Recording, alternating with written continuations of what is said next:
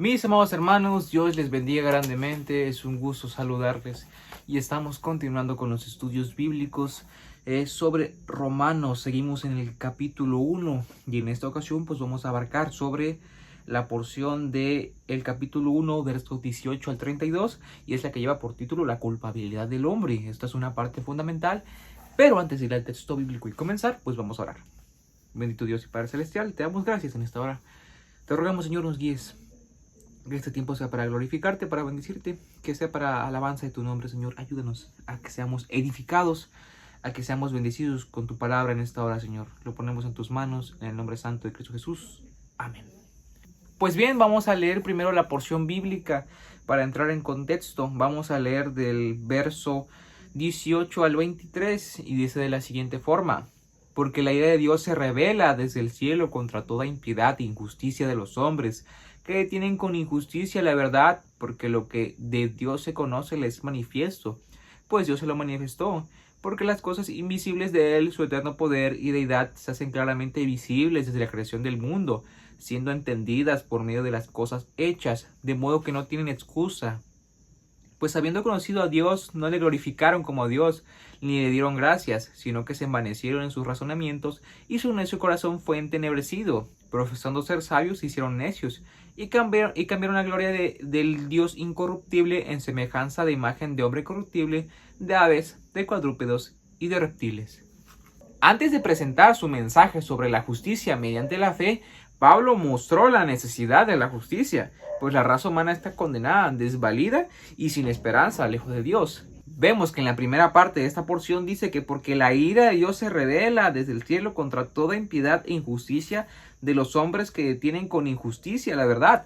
Vemos que la ira de Dios se manifiesta, pero no se manifiesta de forma arbitraria ni impulsiva hacia personas que no son del agrado de Dios. La ira de Dios se revela de una forma ecuánime y determinada en contra de pecadores. Entonces la ira de Dios se revela de un Dios justo en contra de pecadores. De ese modo, pues la ira es justificada, no es algo que simplemente le plazca a Dios. Se revela en contra de pecadores que se han negado a glorificar a Dios y que se han envanecido, que viven en contra de la ley moral, de lo que establece Dios. Entonces la ira de Dios se revela de dos formas: de forma indirecta, y esta es mediante las consecuencias naturales de transgredir la ley moral universal, pero también se revela de forma directa, y esto sucede por medio de su intervención personal, y esto lo podemos ver desde la sentencia impuesta a Adán y Eva en el jardín del Edén hasta en el diluvio universal. Pero la revelación más gráfica de esa ira se encuentra en el derramamiento del juicio divino sobre su propio Hijo en la cruz. Esta es la muestra más gráfica que encontramos. Y esa revelación ha sido en contra de la impiedad. La impiedad indica una falta de reverencia, una falta de devoción y culto sincero al Dios verdadero. También esta ira se ha revelado en contra de la injusticia. Y la injusticia es resultado de esa impiedad. Es una falta de conformidad al carácter y la ley de Dios en su pensamiento, palabra y hecho. La siguiente parte de esta porción dice que porque lo que de Dios se conoce les es manifiesto, pues Dios se lo manifestó. ¿Y esto qué quiere decir? Que Dios en su soberanía ha plantado evidencias de su existencia en la misma naturaleza del hombre a través de la razón y de la ley moral. Dios ha manifestado pruebas de su existencia a los hombres. Él se ha manifestado, Él se ha revelado. Y esto lo vemos desde la forma más interna, que comienza desde el hombre. Después nos dice que porque las cosas invisibles de Él, su eterno poder y deidad, se hacen claramente visibles desde la creación. Y es que pues no solo se manifiesta de forma interna en el hombre, no se manifiesta solamente desde su naturaleza del hombre, sino que también desde la creación. Desde la creación les manifiesto al hombre que Dios existe. Dios se revela por medio de su creación, y esto se le conoce como su revelación general. Cuando tú observas, cuando tú ves un reloj, por ejemplo, ¿eso qué indica? Que hubo un creador, que hubo alguien que lo construyó, hubo alguien que lo diseñó, hubo alguien que lo fabricó. Es lo mismo cuando tú ves a tu alrededor y observas la creación. Tú determinas que hubo una mano divina, un artista, un creador, alguien que construyó todo esto.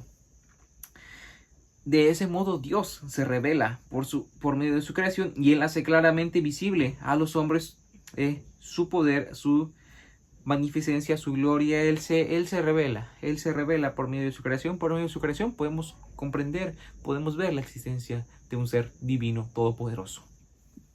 Dios ha plantado evidencias, Él ha transmitido un mensaje claro e inconfundible acerca de su persona.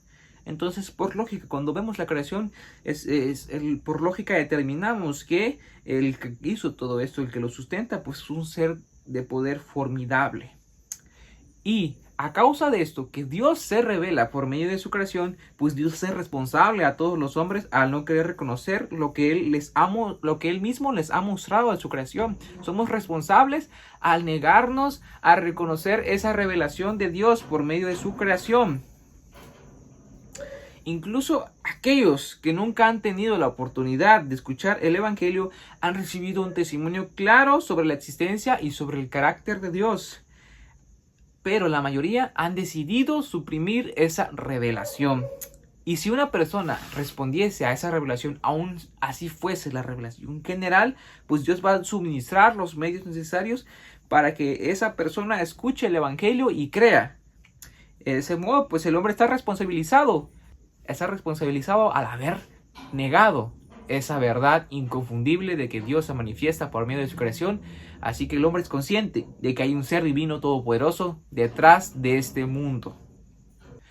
Otro punto importante que vamos a ver es que, pues habiendo conocido a Dios, no le glorificaron como Dios ni le dieron gracias, sino que se envanecieron en sus razonamientos y en su necio corazón fue entenebrecido. Aun cuando Dios ha dado a los hombres y a las mujeres pues suficiente existencia sobre su poder en el mundo a través de la creación, aun cuando ha dado suficiente existencia, pruebas sobre Él mismo, pues los hombres de todos modos se han hecho idólatras, se han hecho politeístas, se han degradado moralmente a causa de que ellos han negado esto, han rechazado esta revelación, ellos han ignorado esta verdad que Dios ha mostrado. Profesándose sabios, se hicieron necios y cambiaron la gloria de Dios incorruptible en semejanza de hombre corruptible, de aves, de reptiles, de cuadrúpedos. Ok, el fin último del hombre es glorificar a Dios y la Escritura siempre exige el cumplimiento de ese propósito. Cuando hablamos de glorificarlo, pues glorificarlo es reconocerlo en sus atributos y alabarlo en sus perfecciones, por sus perfecciones. Y el no darle gloria, pues es la afrenta más grande del hombre hacia su creador. Vemos que el hombre se negó a reconocer que todas las buenas cosas que disfrutaba provenían de su creador, y él se envaneció en la búsqueda de su propósito, y eso produjo conclusiones vanas e incoherentes. El hombre rechazó la verdad de Dios y esta fue reemplazada por las tinieblas de la falsedad espiritual. El hombre racionaliza su pecado y demuestra su necesidad total al inventar y creer en sus propias filosofías acerca de Dios, el universo y él mismo. El hombre sustituye con adoración de ídolos el culto al Dios verdadero. Tanto hombres como mujeres se han hecho idólatras y politeístas y se han degradado moralmente. El hombre ha rechazado esa verdad, ha cambiado la imagen del Dios incorruptible en imagen de hombre corruptible, de cuadrúpedos, de reptiles, ha sacado sus propias conclusiones, sus propias filosofías, se ha envanecido en conclusiones equivocadas y no ha glorificado a Dios, sino que se ha hecho idólatra, se ha hecho politeísta, se ha hecho imagen, se ha hecho semejanza. El hombre ha rechazado la revelación de Dios, el hombre ha rechazado la verdad, el hombre se ha apartado de Dios, el hombre está entregado totalmente al pecado. Ahora vamos a ver la siguiente parte de esta porción bíblica y es de Romanos 1:24 al 32 y dice de la siguiente forma: por lo cual también Dios los entregó a la inmundicia en las concupiscencias de sus corazones, de modo que deshonraron entre sí sus propios cuerpos, ya que cambiaron la verdad de Dios por la mentira, honrando y dando culto a las criaturas antes que al Creador, el cual es bendito por los siglos. Amén.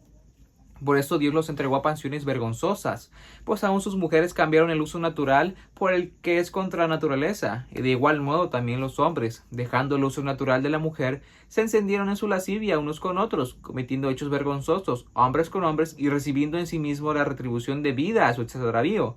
Y como ellos no aprobaron tener en cuenta a Dios, Dios los entregó a una mente reprobada para hacer cosas que no convienen, estando atestados contra toda injusticia, fornicación, perversidad, avaricia, maldad, llenos de envidia, homicidios, contiendas, engaños y malignidades, murmuradores, detractores, aborrecedores de Dios, injuriosos, soberbios, altivos, inventores de males, desobedientes a los padres, necios, desleales, sin afecto natural, implacables, sin misericordia, quienes habiendo entendido el juicio de Dios, que los que practican tales cosas son dignos de muerte, no solo las hacen, sino que también se complacen con los que las practican.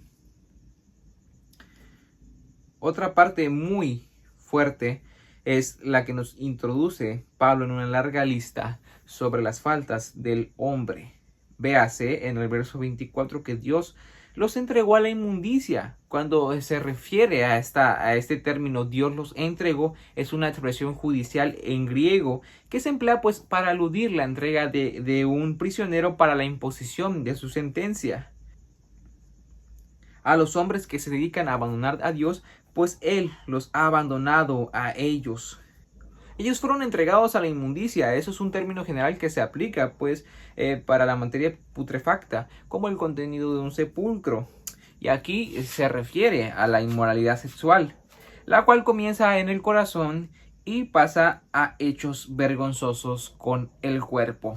Vemos la implicación fuerte del pecado, de este pecado, de este carácter autodestructivo que tiene, porque también afecta el propio cuerpo del pecador.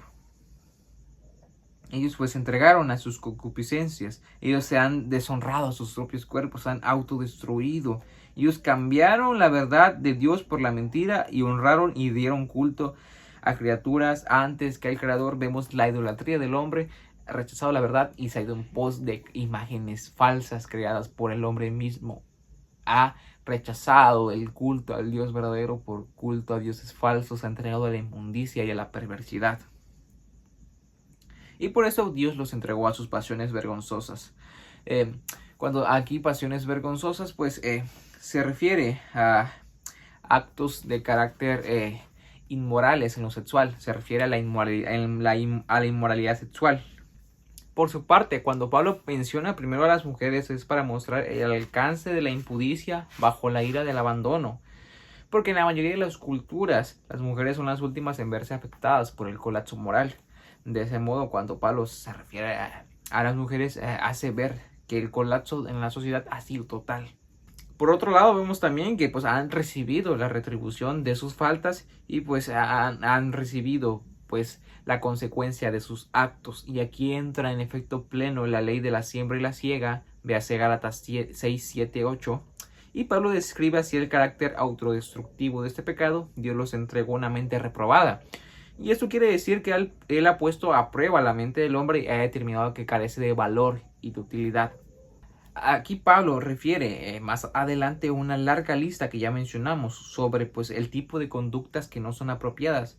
Y nos dice cómo los pecados socialmente aceptables son echados en el mismo saco que los pecados que son socialmente inaceptables. Esto que determina pues que no hay pecados menores, que todos son pecadores y que todos incurren en faltas y están destituidos de la gloria de Dios. ¿Y de dónde proviene toda violencia? Inmoralidad, crueldad y degradación sucede cuando los hombres abandonan el verdadero conocimiento de Dios y el estado de la sociedad refleja el juicio de Dios sobre ella. Vemos entonces la degradación total del hombre entregado a pasiones vergonzosas, cambiando el uso natural y recibiendo la retribución de sus faltas. Eso habla de un carácter autodestructivo. El hombre pues se ha degradado moralmente y se degrada a sí mismo. El hombre ha rechazado la verdad de Dios y la inmundicia, la inmoralidad y la degradación ha alcanzado todos los niveles de la sociedad. ¿Y qué queremos decir con toda esta porción que nos introduce Pablo sobre la culpabilidad del hombre? Y es que habla sobre la necesidad precisamente de la justicia de Dios, la necesidad del evangelio. Entendemos así porque era tan necesaria la buena noticia. Y es que la mala noticia es que por cuando todos pecaron están destituidos de la gloria de Dios. Eso nos quiere dar a entender la implicación de la buena nueva, la implicación del evangelio, la implicación de por qué el evangelio es poderoso para salvar a todo aquel que cree. Porque el hombre se encuentra perdido sin Dios, el hombre se encuentra degradado moralmente y no hay nada bueno en él. El hombre ha sido reprobado, no ha aprobado, nadie ha aprobado. Todos se encuentran destituidos, todos se encuentran alejados. Todos somos merecedores del castigo y de la ira divina. Más el evangelio, más Jesucristo en su obra, pues nos salva a todo aquel que cree. Y eso aún también toma implicaciones muy importantes cuando comprendemos que nosotros nos encontramos en estos mismos sitios y que Dios nos rescató de allí. Y que no es para sentirnos superiores, sino es que para entender el lugar tan deplorable en el que nos encontrábamos y las implicaciones tan fuertes de nuestra salvación. Cómo obró Dios poderosamente en nuestras vidas y nos hizo salvo para darnos una nueva vida, una nueva regeneración, para darnos un nuevo entendimiento, para ahora poder vivir una vida que glorifica a Dios. Entendiendo todo esto, también comprendemos la importancia y la necesidad de llevar el evangelio a todas las personas que conozcan esta verdad, porque se encuentran alejados de Dios y, como lo decíamos, pues no es para sentirnos superiores, ni para hacer de menos a nadie, ni para alejarnos de la gente. Al contrario, es necesario llevar este mensaje, es necesario anunciar, ser mensajeros. Dios obra poderosamente su evangelio, Él es el que convierte, Él es el que obra sobrenaturalmente, pero nosotros llevamos ese mensaje, nosotros tenemos ese carácter misionero de llevar la palabra de Dios, y todas estas implicaciones pues son fuertísimas. Comprendemos el estado tan deplorable, tan mal en el que se encuentra la humanidad, toda la sociedad, y que esto ha alcanzado todos los puntos, que el hombre se ha vuelto a la idolatría, que hace actos vergonzosos con su cuerpo, que ha cambiado el sentido natural, que se ha hecho idólatra. Son una serie de listas. Y todo esto pues es parte de esa naturaleza caída. Todo esto es el estado moral degradado en el que se encuentra el hombre a causa de negar la revelación de Dios, de negar la verdad y de apartarse de Dios.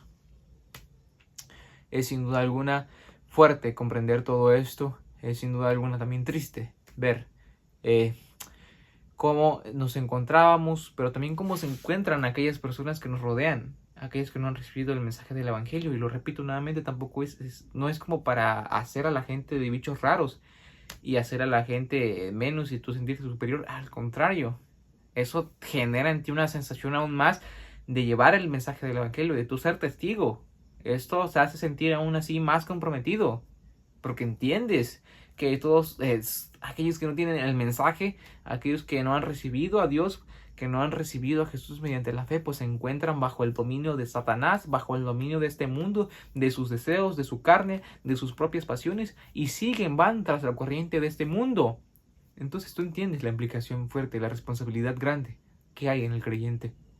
Así que, hermanos míos, sean bendecidos y pues llevémonos enseñanza en esta hora y no veamos esta lista como algo simplemente del cual podemos decir, ay, mira cómo es el mundo allá afuera, mira cuán pecadores. No, al contrario, es para entender la situación humana y para ser embajadores, ministros de Dios que llevan la palabra. Y esto nos hace ver retados, incluso a mí me hace ver retado. A mí, este mensaje inicia conmigo y me hace ver retado a mí. Es el primero el que reta este mensaje y es a mí. Entender las implicaciones del evangelio, que es poderoso para salvar, y entender la situación en la que se encuentra el hombre y la responsabilidad que hay en aquellos que conocen de anunciar. Y bueno, pues esto ha sido todo el capítulo 1 de Romanos. Vemos cómo Pablo se introdujo a la iglesia de Roma, cómo él se ha identificado. También pues hemos visto las razones por las que él quería visitar la iglesia de Roma, las situaciones personales que él tenía. También vemos el poder del evangelio, sin duda alguna, cómo obra Dios. Y también vemos la culpabilidad del hombre, porque es necesario este mensaje, porque es buena nueva. Entendemos por qué es buena nueva, por cómo se encuentra el hombre. Y vemos toda la lista larga en la que el hombre se ha inmiscuido a causa del pecado en todo ese tipo de actos y situaciones. Y como les decía, pues entendemos a través de esta porción pues muchas implicaciones. Así que, hermanos míos, pues Dios les bendiga de forma grande. Nos vemos en el próximo episodio, si Dios lo permite.